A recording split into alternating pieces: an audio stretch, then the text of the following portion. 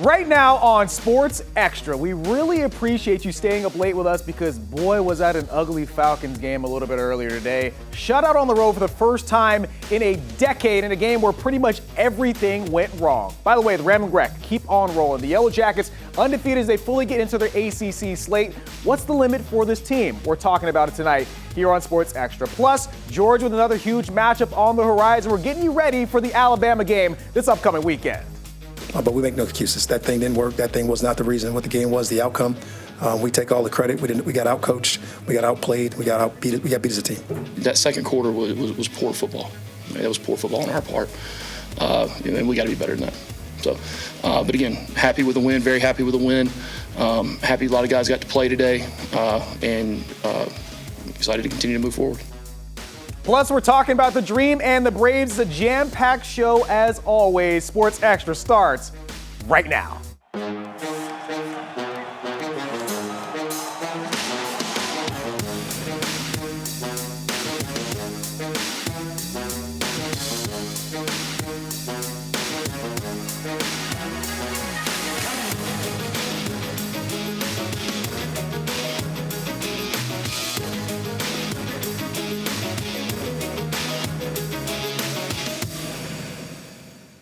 Hello, everybody, and welcome into Sports Extra. I'm Reggie Chatman. Last week was maybe the highest vibe show I think I've ever done here. Georgia Tech, the Falcons all big winners last week. A difference a week makes because it feels a lot different sitting on this desk. Home team Brandon Leak alongside me, as well as Paul Mary from UGAsports.com. Guys, that was disappointing what we saw from the Falcons today. And what I think is funny is whenever the Falcons do something bad, you always post the same video of you pouring a drink. If you didn't have to be on TV tonight, how big would that drink have been after watching the performance? Been twice as big, but I'm a professional, so I do what I have to do to be here to at least halfway infotain the city. It's worked for me, and it keeps just not working at the end of these games, like a lot of things for the Atlanta Falcons. Dog ugly, man. That's what that was, and it's just too bad. You had the city after a great showing on national TV against the Vikings, and then it just goes all out of the window. The goodwill, the belief that you've turned the corner. You have problems on offense. You have problems giving up points late in the game. You have problems kicking. You have problems with muffed punts. You have guys running into each other. You have muffed balls on kickoffs. The entire operation was a disaster in a situation where you had a chance to get your second win of the season and really get some momentum going forward. A 30-0 loss that looked ugly. And I mean, if you actually watch the game, it actually was uglier than the final score probably looked. You would think the Panthers, if they were a better team, would have put the Falcons way away in this game, Paul. I mean, some of the problems have to do with the offense. They got shut out today. Michael Penix Jr. completed just 50% of his throws. He did struggle. It seems like something's not really clicking for him. What do you think the biggest problem is for Michael Penix Jr.? Yeah, I think a lot for Michael Penix is just processing everything on the field. I think that we talked about it, guys, preseason. Maybe if they would have got out there and gelled. But hey, let's not toot the horn on the preseason anymore. It's gone. We're not going to get it back. I think it's just his processing, his ability to understand and control his throws. He's got the arm talent. He's hesitant though, and what's causing that hesitancy was a pick that went back for a touchdown today that he decided instead of going downfield, he looked over to Bijan, didn't see the corner there, and that was another touchdown for Carolina. It just was a bad game for him all in all. Not all the blame goes against him, but at the same time, you have to start looking at everything. Offensive coordinator, the offensive line, this is all not looking great for him. You see in some of this video, he's just missing throws. Guys frustrated, balls not getting to the spot they need to be at. Well, you know, some of it is timing. Some of it is what's going on when the plays get started. I don't know what this situation is where the play clock continues to run down inside of 5 seconds. Last week you had communication problems with the equipment. This week you have communication problems with the equipment. Do you need Duracell? Do you need Energizer? What's going on? Everything has to be looked at, but it is not a quick-paced offense, and it seems very slow plotting. I don't know if it's him just coming across as his demeanor. It looks like it's too cool for school, but you don't know when the play is coming in, and it is just not an offense that is putting any defense they have seen this year on their heels, and that needs to turn around, or else you're going to be looking up in the standings and be 1-4 if you don't get a win next week at home against a team that you need to beat, or 1-3, a team that you need to beat against Commanders. You look in that lower third, it says Michael Penix got benched in the fourth quarter. Kirk Cousins came into the game, which is, I mean, it's not a quarterback competition, but you don't love what you saw from Penix if you have to see Kirk in the game. I don't like that. Also, just to kind of go back to your point, the lost timeouts there in the first half stopped them from scoring as well. It was bad. But to your point, Kirk Cousins coming out. When I saw him out there, I said, hold on a second. Whoa, what are we doing? Because these are reps that Penix needs, I feel like. These are things that we didn't get in the preseason. He needs to go out there and be able to say, all right, I'll lead this team down there and score a touchdown. Instead, you put Kirk Cousins in. And the only thing you did with Kirk Cousins was show these rest of these NFL teams, hey, don't come calling for him because he's not ready either. And that's a big problem. Well, you're down 20-0, so you still want to believe you can win the football game. So you would think if Michael Penix Jr. could give you the best opportunity to win, you would leave him in, but you have a capable backup. So I don't think that's that where the leads. Questions come, though. Yeah, I don't know if that leads. There was nothing else to see. I mean, he was awful. He threw a pick six. He threw another interception. He was not completing his passes. There was no rhythm with the offense. You have to, at some point, make a call. Do you need to let him go out? Does it make a difference if he went out one more series in the fourth quarter to start, and then you put in Cousins, or is that even later for a chance for you to win the game? So it's just all a disaster, and it is not supposed to be this way now 3 games into the football season. How are we talking about this after that beautiful Sunday night game against Minnesota? It feels like we're on a different planet. It's a total different planet we're on right now. You are now 2.5 games behind the Tampa Bay Buccaneers. You have the same number of wins as the Carolina Panthers, and you have just one more win than the awful New Orleans Saints. This is not where this team is supposed to be, and it needs to get cleaned up quickly, or else you are going to see your season go down by the riverside before you're even out of the first quarter of the NFL season. I thought the crazy thing is we're talking a lot about the offense, and we'll talk about everything, but I think the biggest thing that surprised me the most is, you mentioned it earlier, all of the different execution problems they had earlier in this game. I mean, you had guys hitting each other on punts. You had guys dropping the kickoffs. You had those 2 interceptions. We'll talk about the kicking in a second. You missed a couple of field goals as well after having all that love for Parker Romo the week before. Who should be getting the blame for all these execution issues? You mentioned some of the communication stuff as well. It seems like the problems are coming from the top down. The coach. You can't blame Jimmy Lake anymore. He's out of here. You can't blame Younghoe Koo anymore. He's out of here. Yeah. You can't blame Kirk Cousins anymore. He's a backup quarterback. Running out of guys. Zach Robinson has been here, who was hired by Raheem Morris, and he had never called a play as an offensive coordinator. Now we're in a season and 3 games, and it doesn't look any better. What is the plan? Why are you not getting points in the red zone? How do you not have a wide receiver with a touchdown 3 weeks into the NFL season? This is really bad. You need to clean this stuff up immediately and figure out whether or not a change needs to be made earlier, or at least the communication could be a change will be coming, because this is going to be a bad season if you start off 1-3 when you've had a chance really to win 2 out of these games that you've lost. 3 total touchdowns, I believe, in the first 3 weeks of the season. Shutout in this game. So it means a lot of kicking has been kind of the thing that they've been trying to rely on. We talked a little bit about it. Parker Romo did take over last week for Younghoe Koo, who is no longer inside the building. Missed those 2 first kicks to begin the game. I mean, is it time that we call Younghoe back? I mean, is there anything this franchise can do to get the right kicker on the roster? I think Younghoe's probably blocked all cell phones coming out of Flowery Branch. He's done with us. We've pushed him under the bus too many times. But Parker Romo, I want Parker no mo. I don't want it. I don't want it. He's done. We need to move on. Rodrigo Blankenship. He's playing with Legos on TikTok. He's a celebrity on there. Let's get him out there. He can kick. I just don't know how we got to a place where you had a Pro Bowl kicker, and now it feels like we're going to be having tryouts every week. Every week. And every week. What do you do? I was thinking they were just holding on to Younghoe Koo to see what Parker Romo was going to look like his second game kicking outdoors and see what was going to happen. Now we know what's happened. They've let Younghoe Koo go, and now you have even more questions. If you go back out. That's the problem with this franchise. What? They let the guy go before we know exactly what's going on. Well, in fairness, Younghoe Koo was costing you games. You go back to last year. He cost you one. How many games did one man lose you? You can't go back to him. No. But my point is, now you have questions with your offensive coordinator, with your kicker, and those are things you should not have questions about. There are now questions about special teams because of what happened. You have to look at Raheem Morris. What is the plan? How do you correct it? And how do you get some fire lit under some behinds to let people know this is a very dire and serious situation? I mean, it sounds serious based on how serious you guys are. I think it's very serious. You guys seem upset. I am. And for good reason, man. Falcons 1-2 to start the year. Not not the best start. All right, for this week's Georgia Spotlight, a play that had our entire newsroom yelling and Georgia fans everywhere losing their mind. How about this? Rams versus Eagles, game on the line. Rams lining up for the game-winning field goal, but Jordan Davis says, no, sir. Not only does he block the kick, he takes it back the other way, 61 yards to the house. And how about those wheels? According to Next Gen Stats, Davis hit a top speed of 18.59 miles per hour. He's a lot bigger than me, and he's probably a lot faster as well. The former dog Keely Ringo alongside him running down the field. Davis seals the Eagles' win over the Rams. Unbelievable stuff. All right, coming up, Maria Martin joins us from Charlotte to give us her takeaways from an ugly, ugly Falcons loss. That and much more coming up after the commercial break.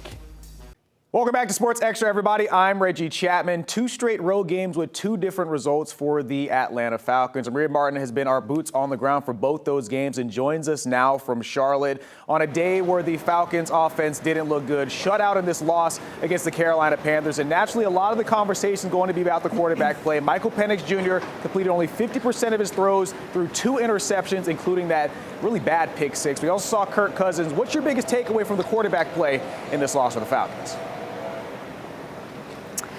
Yeah, Reggie, well, there's no way to sugarcoat it. Michael Penix Jr. did not play very well in Carolina. I think he understands that, and everyone in that locker room understands that as well. But it's pretty normal for a young quarterback, even though Michael isn't technically young in age, but young in the NFL, for them to have kind of a mismatch of a game. And that's exactly what happened to Michael. It's a frustrating one. It's one that you want to learn from sure. But absolutely nothing was going right from him. From the very beginning, even in warm-ups, he was having issues with the communication in his helmet. Nothing was going right, even when they just started the game. And he was missing really easy throws, especially ones on 4th down that most quarterbacks should be making. Just simple execution. Obviously, and myself, having 2 turnovers, you got to take care of the ball. But at the end of the day, we got to execute better to help us be in a better position to win. Was telling people around me, I think it's time to bring in Kirk, not because you should make this all about a new quarterback battle, but because things were simply out of hand. And when you have a quarterback like that who's simply trying to learn and get better, the worst thing that you can do for him and his confidence is to continue to play him when things are getting out of hand. When Raheem Morris was asked about it, Reggie, after the game, he simply said, no, he is not going to let Kirk Cousins compete for the job. It was just a scenario where he needed to be in at that time. I want your opinion on this, because when you go on social media, a lot of people are talking about how you've got Michael Penix Jr. You should be throwing the ball deep. There's a lot of check down plays. It felt like the offense wasn't really moving. I'd love your opinion on how much you think that the play calling was the issue today in this loss against the Panthers.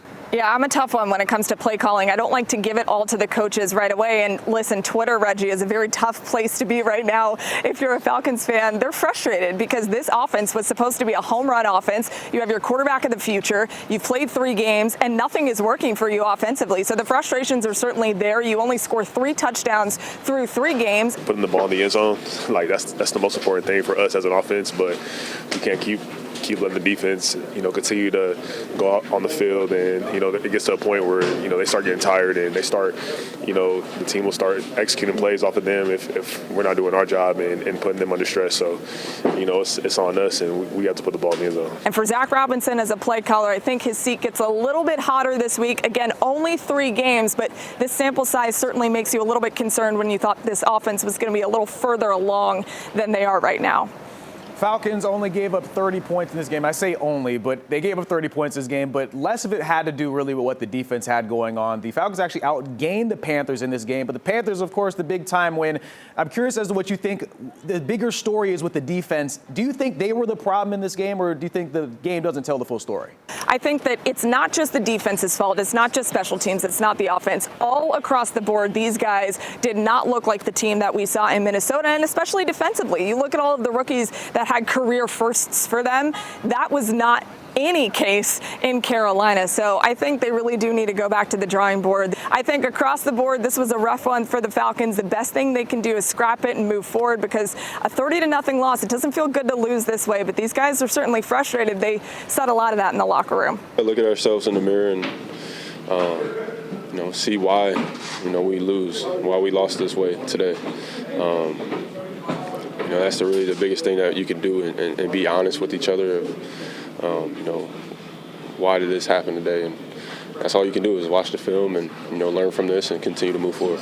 Back to the drawing board. There's going to be a lot to look at on that drawing board. There's 2 missed field goals. The kickoff returns look shaky. The punts were a little weird as well. A lot to go back and try and get fixed for this team that is 1-2 to start the year. Maria, thank you so much. Have a safe travel back here to Atlanta. Appreciate you, Reggie. All right, let's talk some college ball. Georgia Tech improved to 4-0 for the first time in 11 years on Saturday after a 45-24 win over Temple at home, a win that has them ranked above Alabama in the AP poll. But post-game, the team trying to remember the positives in the games that they actually won, but they felt like they could have and should have played better. You know, wins are really good as well.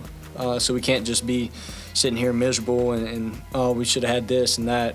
Let that linger on. Like, hey, we can learn from it, but we still got to move on and accept wins. Different day and age when this Tech team is trying to find ways to be happy about a win, right? Their first win as a ranked team since 2015. Home team and Paul still alongside me. A win is a win. As ugly as it may have been, the guys upset, but they have a chance to do something really, really special this year. You look at the rest of their schedule, no more ranked teams on it. Even Syracuse, who got that big win over Clemson, their quarterback's out for the rest of the season. Home team, can they run the table until they get to Georgia? And what would that mean to that program? They certainly have the capability. I do think you have to watch out for Fran Brown and Syracuse, no matter what they are ranked or not ranked. That being said, I thought Saturday was a perfect game. You were in control. You got off to a fast start. You had a sluggish, anemic second quarter, and then you pulled away late. So you still have something to look forward to on the film to clean up after you put up nearly 50. And you always want a coach that says, look, there's something you're still not great at. You need to always have that in the back of your mind. Paul, I mean, it's disappointing for them to be disappointed, right? But real quick, just the fact that this Tech team is winning the way they are, what do you think they need to do to continue to get to the point they need to get to? I think they just need to continue to be them. Brent Key has installed a terrific type of formula with this team to where that they are ready for whatever comes their way. They lost a great wide receiver to Auburn in the portal. Then they just kept moving forward. I like this team. I think they're a gritty bunch. And until you get to Georgia at the end, you've got a pretty smooth sailing. Just keep it level-headed, and I think Brent Key is the guy for that. He is perfect at keeping those guys just smooth sailing. And Key has to be healthy. Yeah. He has to stay healthy for them to make a big run. That is a huge point. Let's touch on this really quickly, right? The Georgia Bulldogs have a massive matchup against Alabama this upcoming weekend. It's huge. At home, a chance to try and defeat the boogeyman in that program. What is it going to take to get it done, home team? Well, you win a game like you did on the road in one of the most difficult places to play with the noise. You certainly have now proven to yourselves you can do it. Using your quarterback, not giving up the explosive plays, and finding a way not to play from behind. Those are the things you need to slay the dragon and beat the boogeyman in Athens. Yeah, 4.5-point spread for Georgia. I think I'll take Georgia right now. You go back and look at the games that Alabama's played this year. I don't think that the schedule is as good as Georgia's. The Georgia has the best win, obviously, at Tennessee. And Gunnar Stockton, he's starting to impress. He didn't have me at first, guys. I'm gonna be honest. I wasn't on the bandwagon. After that Tennessee game, I was like, man, this guy's good. All right, before we go to break, I have one word answer. Do they wear the black jerseys on Saturday? No. Your Georgia Bulldogs, you beat people in your Georgia Bulldog jerseys. That was more than one word. That was more than one word. Oh. Red and black. Our producer's going to be upset if we don't go to break. Coming up, the Dream's magical season turned into a nightmare with a first-round exit. What's the future looking like for this Dream team? All that and more after the break. We're here to bring a championship to the Dream, and it's going to be delayed. It's not going to be denied, but right now it hurts a little bit because I had so much belief in this team. Yeah, after a magical year where the Dream finished with 30 regular season wins for the first time in franchise history, a top 3 seeded playoff, they lost to the Caitlin Clarkless Fever in the first round earlier this week. A disappointing end to what really was an incredible year for this team. Sports Extra rolls on. A great year for the Dream. And home team, it stinks that it ended this way, but it feels like there's a lot of positive momentum surrounding this team. Well, he unlocked the potential of this team. This team could not score. They could score a ton of points. They could make their three-pointers, and they were exciting to watch. And I think those are the building blocks of a team that will be exciting and a team that can duplicate those things to probably be back in that position next year. All right, we're going to talk about the Braves before we go. Only 6 games left to close out the year. Could these be the last 6 games of manager Brian Snitker? It feels like a lot of conversation has been around him recently. Yeah, I think it probably is. And to be fair to Brian Snicker, he did a lot for the Braves organization. Very thankful for what he did. He brought us a title in 2021, but at the same time, I think it's gotten a little bit stale. I love him. It's time to go. The only holdup for me would be he's at 49 years with the Braves organization. One more 50 years would be truly special. That would be the only holdup for me. For me, winning the World Series, being in the organization as long as he has, is that enough to say, you know what, I can call it a career? There's going to be a lot of change with this team and this roster. He's going to get a new DH. He's going to need some new pitching. He's going to need a new shortstop. There are a lot, maybe a new outfielder. There are a lot of things that are unknowns and a lot of guys who are injured who may not be themselves coming back. Question is, does he feel like there's something still left in the basement, something left in the tank that he did not get to see with the potential of this team with the bad hitting over the summer? Or is it enough to say, you know what, it's been one heck of a career and they're going to keep him somewhere within the organization so he'll still be a Brave for life? Do you think it'll be a bad situation if they leave, if he decides to leave and keeps them kind of high and dry, Paul? No, I don't think so. I think he could pass the torch very well, just like Bobby Cox did to Brian Snicker. If they want to keep it in-house, Walt Weiss is right there. Or if you could go and look at, Mark DeRosa, David Ross. Those are also guys that have been in the Braves organization. I don't think they're going to go crazy with the hire. And yes, I feel like you could just keep it smooth sailing, pass it to the next guy, and Brian Snicker can step away. We can all thank him for that. 6 home games left. At least we can go watch them in the sunshine. You can listen on 680 The Fan. You're home for the Braves. Talk about it. All right, we've got one more block after the commercial break. You got to see this play, a record-setting day for Matt Stafford. All right, final block before we go. Big shout out to Georgia Bulldog great Matthew Stafford, who on this touchdown pass to Kyren Williams moved to number 9 in NFL history in passing touchdowns, passing none other than Falcons great Matt Ryan. You know what? He earned it. He had a situation where there was a lot of lean years in Detroit. Got the Super Bowl and he keeps plugging along, even with an epidural in his back to be upright to throw that touchdown. Good for him. Next up for Matt Stafford, Ben Roethlisberger is the next one for him to pass. And shout out to Aaron Rodgers. He passed Brett Favre today for 4th all time. A lot of movement in the passing touchdown leaders in the NFL today. Big day for touchdowns, man. Guys, thank you guys so much for coming on the show. Thank you guys so much for watching. For everybody behind the scenes that helped put this show together, thank you guys again for being here. We'll see you guys next week on Sports Action. Another great week of football coming up. We'll have you covered here on 11 Alive.